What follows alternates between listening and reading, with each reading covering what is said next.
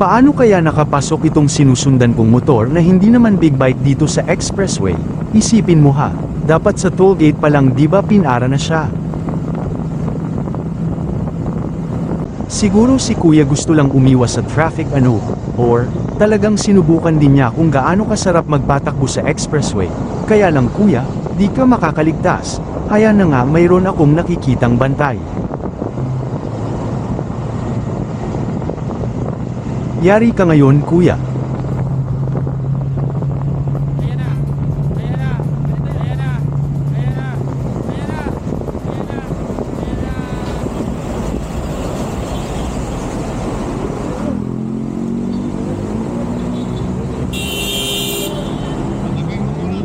Yamaha SC150 ang kanyang motor.